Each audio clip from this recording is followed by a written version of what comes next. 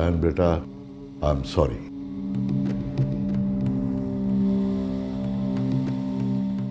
एक रिश्ता मैंने खुद तोड़ दिया और दूसरा रिश्ता कराने में मैं कामयाब नहीं हो सका बेटा।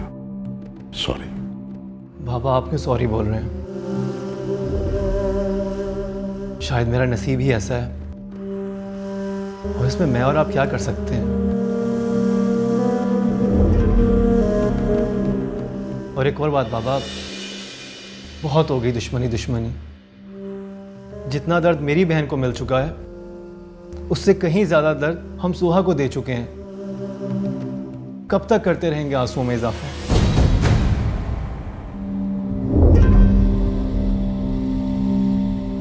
शायन बेटा, मैं कुर्रतुल ऐन की आंखों में आंसू नहीं देख सकता।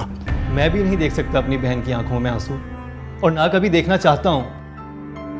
अगर हमारे आंसुओं की वजह से लोगों की आंखों से खून बहने लगे तो बेहतर है हम अपने आंसू पोंछ लें। खत्म करें ये सब बाबा।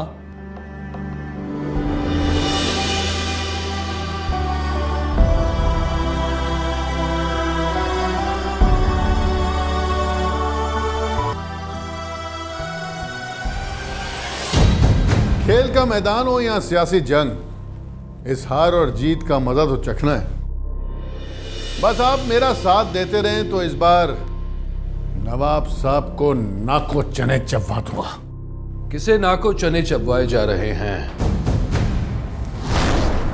असलम शेख साहब?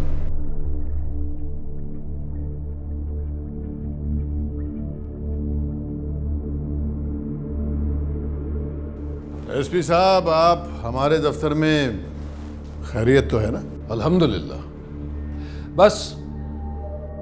मैं तो बस आपको मुबारकबाद पेश करने आया हूं। आपकी बहन रिमशा की रुखसती हो चुकी है और ये रहा उसके ससुराल का एड्रेस। अब आप यकीनन सोच रहे होंगे कि ये एड्रेस मैं आपको क्यों दे रहा हूं।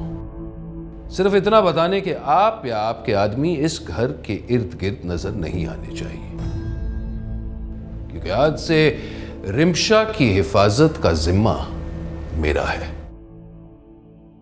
और अगर आपसे किसी भी तरह की कोई गलती हुई तो फिर आपकी हिफाजत का जिम्मा मुझ पर नहीं होगा। एसपी साहब, हम अपनी बहन पर हमला करें इतने गिरे हुए नहीं हैं। जनाब, आप कितने गिरे हुए हैं ये तो आप ही बेहतर जानते हैं। लेकिन फिलहाल नवाब साहब जो हैं वो एमपी हैं। गुफ्तगू चल रही है कि शायद इनफैक्ट बहुत जल्द उन्हें कोई पोर्टफोलियो मिल जाए। उन्होंने आईजी साहब से बात की और आईजी साहब ने मुझसे, इसलिए मैंने सोचा कि ये इत्तला बस आपके कानों तक पहुंचा। अल्लाह हाफिज।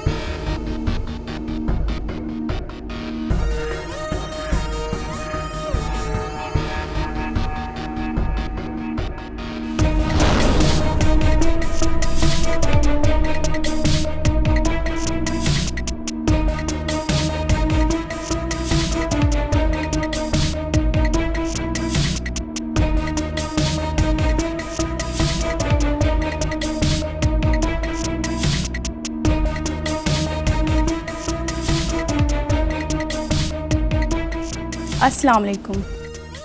वालेकुम अस्सलाम ज़ुबैदा जी। आई एम सॉरी, मुझे आने में थोड़ा सा वक्त लग गया। कोई बात नहीं।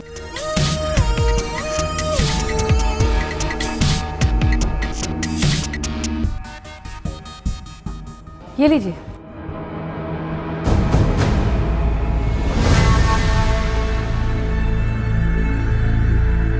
पूरे 5 लाख का चेक है। आज से मैंने भी सोशल वर्क शुरू कर दिया। इलेक्शन जो लड़ना है अगली बार से, तो फील्डिंग तो शुरू करनी ही पड़ेगी ना। मेरे ससुर का तो ये आखिरी इलेक्शन था। अब उनकी कुर्सी आगे मुझे ही मिलनी है। और भी पैसों की जरूरत हो तो बता दीजिएगा मुझे। बस मेरे वोटर्स बढ़ते चाहिए। आप बिल्कुल बेफिक्र रहें। Thank you. अल्लाह हाफिज़।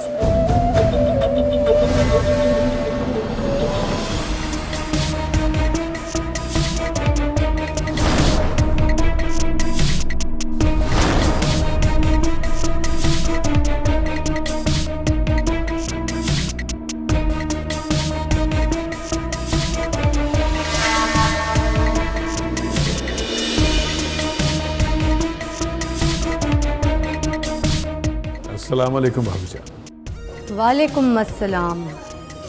असलम भाई, आप यहाँ?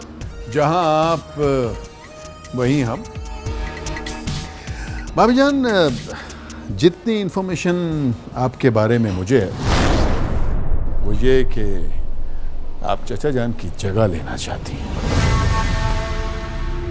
उनके घर में राज करना चाहती हैं। और मेरा ख्याल है कि मैं भी उन्हें बर्बाद करना चाहता हूं।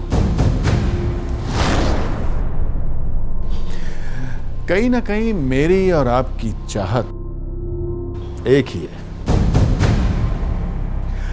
चचा जान अगर बर्बाद नहीं होंगे तो आप आबाद नहीं होंगे। और मैं भी उन्हें बर्बाद करके ही आबाद होना चाहता हूं। हम दोनों की मंजिल एक ही है। वो कहावत है ना कि एक से भले दो। तो फिर मिलाइए हाथ।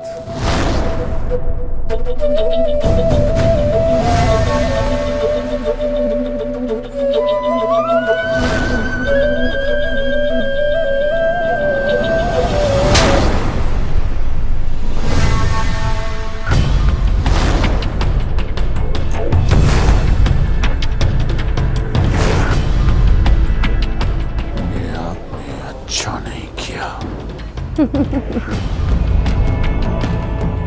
जहाँ तक हम अपने बारे में जानते हैं असलम भाईजान, हम अच्छा कर नहीं सकते।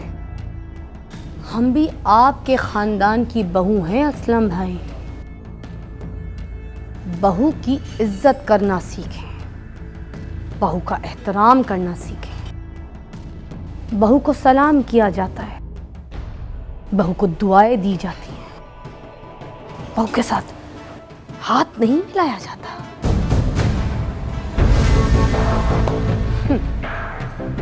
वैसे तो अपने से बड़ों को थप्पड़ मारना बदतमीजी होती है, मगर कभी कभी अपने से बड़ों के साथ बदतमीजी करके उनको तमीज सिखाना अच्छा होता है।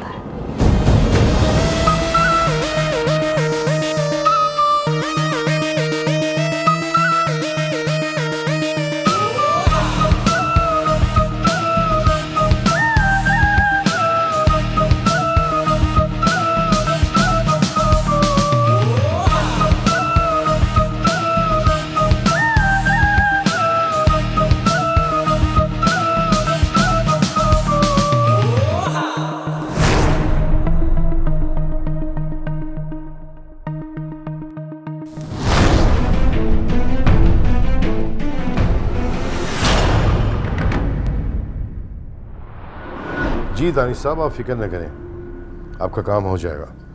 मैं पर्सनली देख लूँगा इसे। Okay, don't worry. अस्सलाम वालेकुम। वालेकुम अस्सलाम। ऐसा है कि इस मौजू पे हम थोड़ी देर बाद बात करते हैं। Thank you. आप लोग प्लीज़। जी कैसर बेटा, कुछ कहना चाह रहे हैं आप? मामू जान, आपने कुछ सुना? जैनब भाभी ने असलम भाई के मुंह पे थप्पड़ मार दिया, वो भी लोगों के सामने।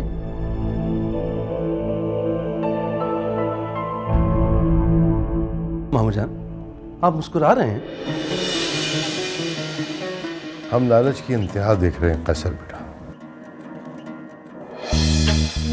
कुर्सी पाने के लिए इंसान क्या क्या कर जाता है। हमने तो खेल खेला था बहू को घर लाने के लिए, वो तो अभी से नवाब वहीदुल्ला बनने की कोशिश कर रही है। मगर मामू जान, मैं तो बहुत खुश हूँ। भाभी जान ने वो कर दिया है जो इस घर की बहू को करना चाहिए। कैसर बेटा, अपनी नजर से नहीं, हमारे नजरिए से देखें। जैनब और असलम एक ही नस्ल के दो घोड़े हैं। ऐसे घोड़े जिन पर एतबार नहीं किया जा सकता।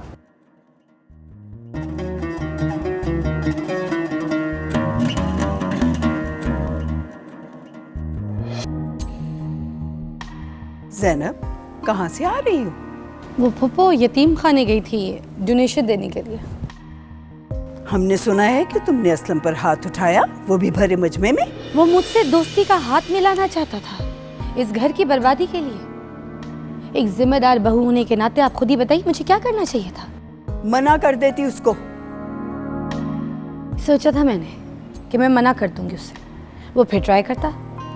मैं 10 बार मना करती, वो 10 बार ट्राई करता। इसलिए मुझे उसको चांटा मारना ही पड़ा। जो काम मुझे 10 बार मना करने के बाद करना था उन्होंने पहली बारी में ही कर दिया। उसका भी वक्त बर्बाद नहीं हुआ, मेरा टाइम भी बच गया। लेकिन आज के बाद ये बात मत भूलना कि तुम नवाब खानदान की बहू हो, जहाँ की लड़कियाँ तमीज और तहजीब के लिए जानी जाती हैं। फुप्पो जान, हमारे पास न तहजीब की कमी है और ना तमीज की। और एक बात मैं दावे के साथ कह सकती हूँ कि आज के बाद असलम भाई के पास भी न तहजीब की कमी रहेगी न तमीज की।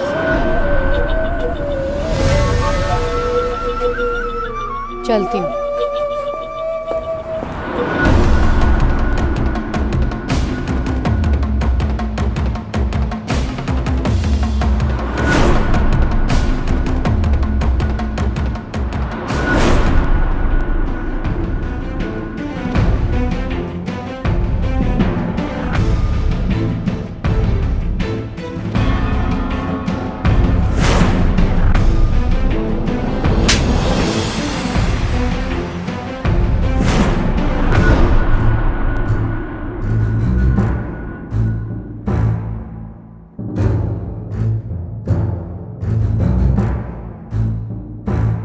दिलावर, मुझे तुमसे मिलना है। जी असलम साहब, ऐसा कौन सा काम आ गया जो आपको आज दिलावर की याद आ गई? आज मगरिब होने से पहले नवाब साहब की बहू को गोली मारनी है।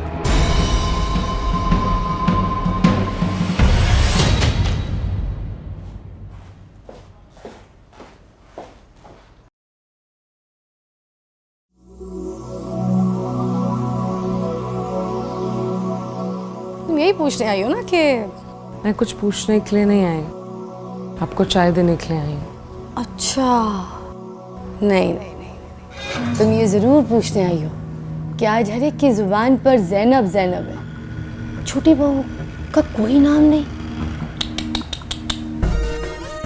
मैं बिल्कुल भी ऐसा नहीं सोच रही। कल तक तो सबकी ज़ुबान पर खुशी खुशी था, है ना? देखो खुशी, जब तुम खेल रही थी ना तब मैदान बिल्कुल खाली था।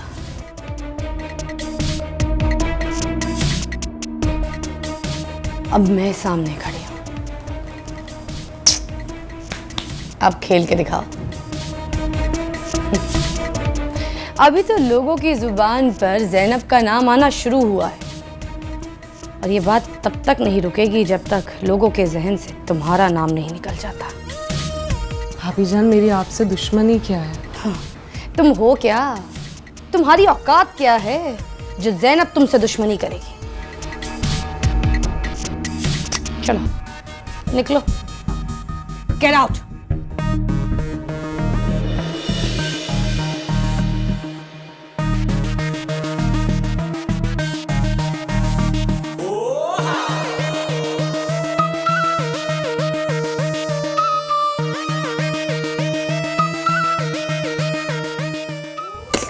चाय में भी जहर मिला के लेके आई है।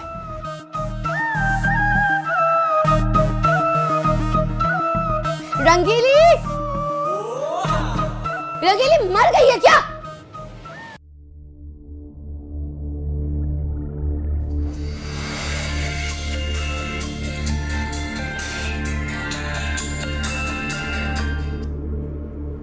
अस्सलाम वालेकुम। वालेकुम अस्सलाम। कैसी हो भाभी? तुम मुझे भाभी क्यों कह रही हो कुरतुलैन? मुझसे तो यह हक जिंदगी ने छीन लिया है। तुमसे यह हक जिंदगी ने छीन लिया और हमसे मौत ने। छोड़ो, तुम बताओ कैसी हो? ठीक हूँ, तुम कैसी हो? मैं तो ठीक हूँ, लेकिन शानी भाई ठीक नहीं है। मैं क्या कर सकती हूँ भाभी?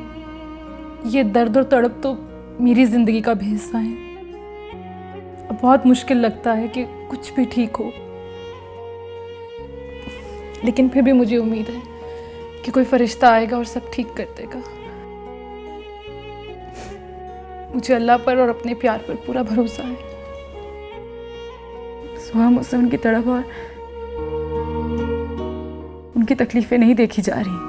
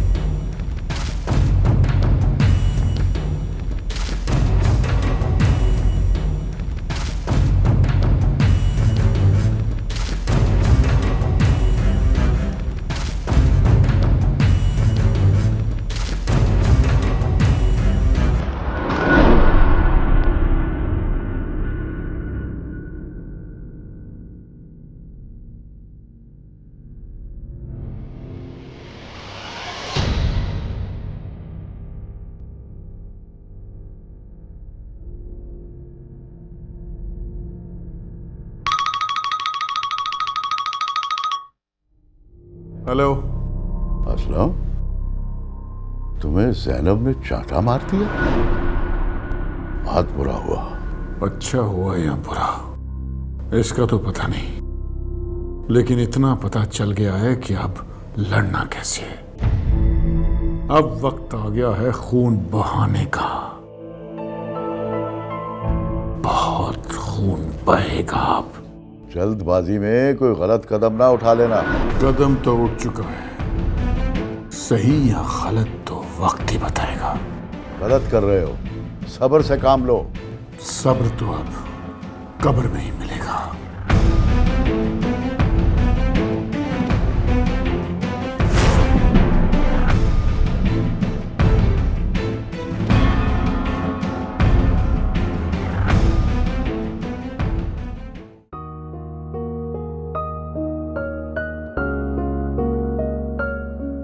क्या हुआ? सो गया क्या? सुबह से इसको गोद में नहीं लिया सही तरह, बहुत मिस कर रहा था मैं। चलो खैर, मैं आपसे मैं जानता हूँ आप मुझसे क्या कहना चाह रही हैं। आप उस बात से नाराज़ हैं। मैं वाकई मैं माफ़ी चाहता हूँ जो कुछ भी हुआ, लेकिन क्या है ना, वो बाज़ औक़ात हम किसी की मोहब्बत में, किसी की चाहत में क्या कर रहे हैं, क्या कह जाते हैं, समझ में नहीं आता। उसके लिए वाकई आई एम रियली सॉरी। अब रात बहुत हो रही है, आप आप जाकर सो जाएं, सुबह बात करते हैं। उसको सुला दे जाके। जी।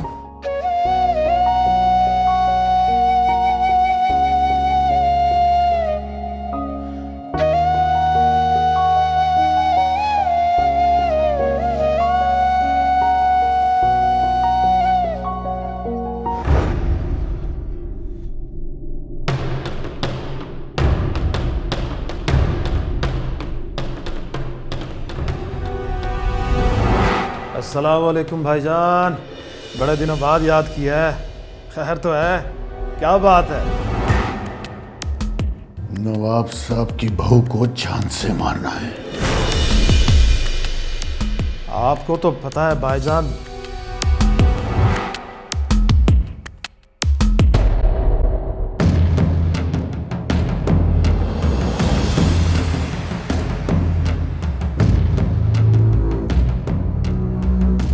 घबरा गए हो? नहीं भाईजान, घबराया नहीं हूं। आप बात करें। नवाब साहब की बहू को घर में घुस के मारो, बाहर निकाल के मारो, किसी भी हाल में मारो, लेकिन मारो। जो भी पैसे लगेंगे वो हम देंगे।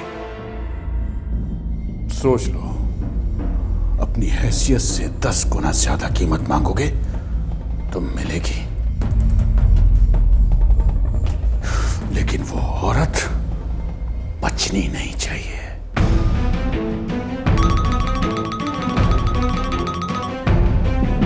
एक मिनट, तुमने इस वक्त फोन किया, जाग रही हो अभी तक? जाहिर सी बात है, आज के दौर में रात 2 बजे तक सोता ही कौन है। और मैं ये भी जानती थी कि आप भी जाग रहे हो। इतनी रात गए फोन करने का सबब? दरअसल मैंने बहुत सोचा, फिर मुझे लगा कि आप सही थे। अब आप सोच रहे होंगे कि फिर मैंने आपको थप्पड़ क्यों मारा। देखिए, हुआ ये कि जब आपने मेरी तरफ हाथ बढ़ाया था, आपकी हैसियत हमारी हैसियत के मुताबिक मुझसे ज्यादा थी।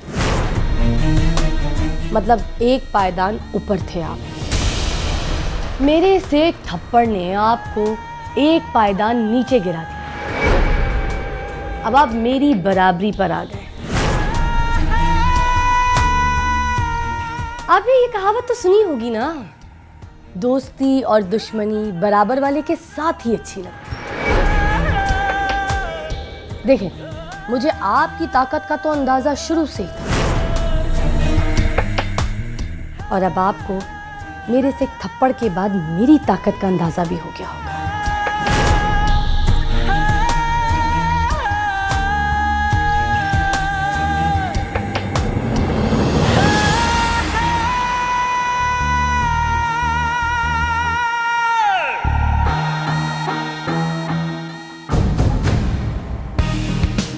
अब हम दोनों मिलकर नवाब खानदान की बर्बादी का जिम्मेदार बन सकते हैं। अब आपको किसी की जरूरत नहीं है, क्योंकि अब मैं खुद आ गई हूं आपके पास।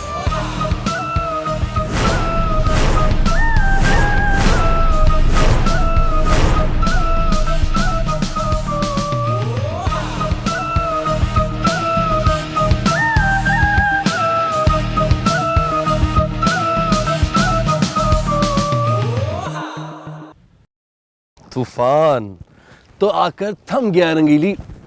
अब तो सब कुछ ठीक हो गया। कहाँ ठीक हो गया साहब जी? मेरे कमरे की खिड़की का शीशा तो अभी तक ठीक नहीं हुआ। मैं घर के हालात की बात कर रहा हूँ रंगीली। घर के हालात की आपको क्या बताऊँ साहब जी, जब से अब्बा गया ना, अम्मा को 3 तलाकें हो चुकी हैं। रंगीली, मैं इस घर की बात कर रहा हूँ। तुम पता नहीं क्या बात को ले जाती हो सीधा अपने घर। अम्मा कहती है घर की बात घर में रहनी चाहिए। ठीक कहती है तुम्हारी अम्मा। तुम वैसे जरा भी रोमांटिक नहीं हो। क्या टिक नहीं हूँ? रोमांटिक, मोहब्बत वाला रोमांटिक। मोहब्बत तो मैं करती हूँ साहब जी, पर कोई मिले भी ना। तुम और मोहब्बत कोई है तुम्हारी जिंदगी में? एक गरीब लड़की की ज़िंदगी में कौन हो सकता है साहब जी? सिर्फ ख्वाबों में ही हो सकता है, ख्वाबों का शहजादा। अच्छा, कैसा होना चाहिए तुम्हारे ख्वाबों का शहजादा? बिल्कुल सादा सा, फवाद जैसी आंखें, शान जैसी नाक, जावेद शेख जैसा माथा, उमर शरीफ जैसा हादसा, मीरा जैसी अंग्रेजी और शक्ल कैसी होनी चाहिए? बर्सली जैसी। और ब्रूस ली। आपको समझ आ गई है ना? वही। उफ, रंगीली, इन सब लोगों को मिक्सर में डालकर इनकी चटनी बनाकर भी खा लो ना, तुम्हें एक बंदा नहीं मिलेगा। और तुम 6 बंदों की बात कर रही हो, शान, जावेद शेख, रीमा, मीरा। तुम्हें किसी मर्द से शादी करनी है, किसी हिजड़े से? तो क्या हुआ साहब जी, हिजड़े भी तो इंसान ही होते हैं ना। रंगीली, तुम ऐसा करो, किसी हिजड़े से शादी करके ना और खुश रहो। रस्सी है तुम्हारे पास? हाँ है। और पंखा? पंखे के बगैर तो मुझे नींद ही नहीं आती। तुम फिर एक काम करो, किसी दिन उस पंखे पे रस्सी डालकर ना अपने गले में फंदा डालकर मर जाओ। मैं भी किस लड़की से मोहब्बत कर बैठा हूं। प्यार भी कर बैठे हैं और लड़की का नाम भी नहीं पता। कोई बात नहीं साहब जी, मैं आपकी मदद करूंगी। आंखें बंद करो जरा, जोर से।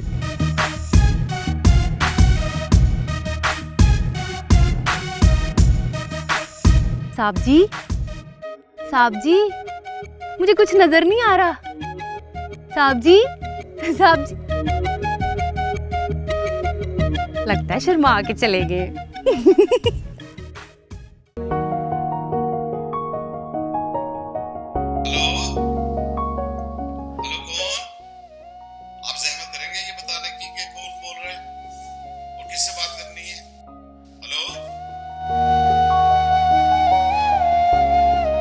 क्या हुआ बेटा?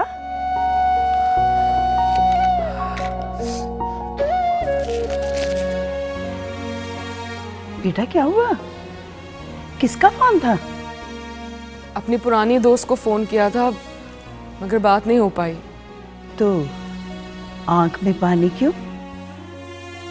ये तो वो सुबह आंख में कुछ चला गया था, उसकी वजह से।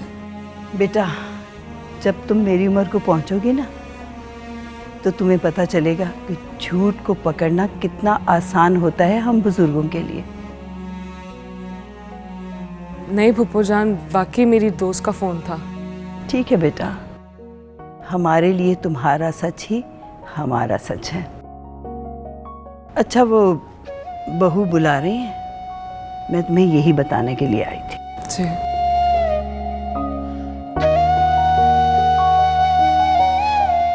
जीनत, कमरे में चलो।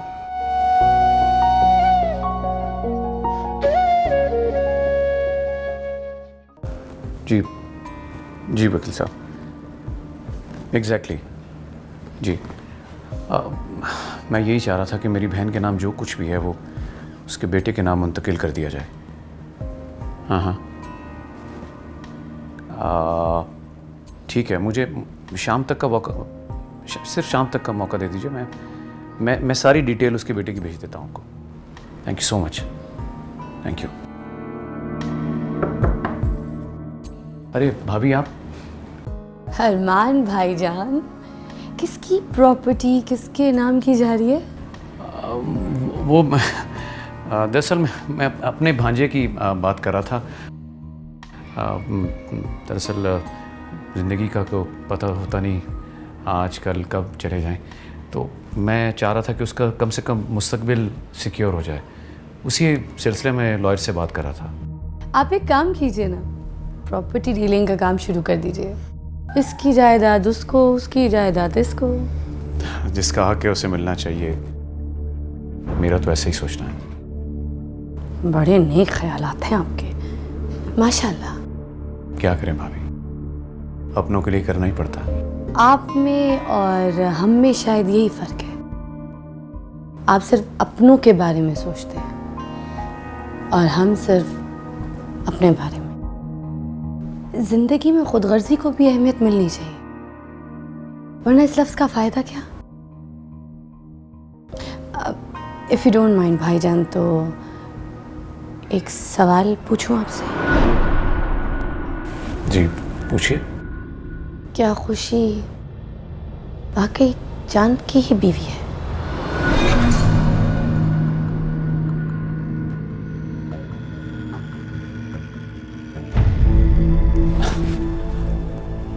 भाभी, मैं हर किस्म की कसम खाने को, बल्कि मैं कुरान पाक की कसम खाने को तैयार हूं। खुशी की शादी चांद से हुई है और खुशी ही चांद की बीवी है, और चांद खुशी का हस्बैंड है। Excuse me.